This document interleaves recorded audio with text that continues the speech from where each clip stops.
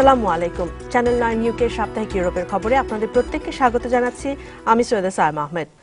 East London মসজিদের দ্বিতীয় project 9 তলা বিশিষ্ট মারিয়াম সেন্টারের আর্থিক সাহায্যের জন্য 27 মে রোববার সকাল 11টায় রান ফর ইয়োর মস্ক ক্যাম্পেইন শুরু করতে যাচ্ছে মসজিদ কমিটি। এই উপলক্ষে সোমবার এক সংবাদ সম্মেলনের আয়োজন করা হয় লন্ডন মুসলিম সেন্টারে।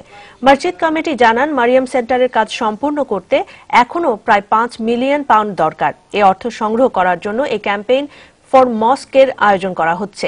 অংশগ্রহণকারীদের সকাল 10টার মধ্যে মসজিদে পৌঁছে নিজ নিজ নাম্বার এবং রান ফর ইয়োর মস্কের মনোগ্রাম খচিত টি-শার্ট সংগ্রহ করে দৌড়ানোর ব্যাপারে দিক নির্দেশনা নেয়ার অনুরোধ জানানো হয়।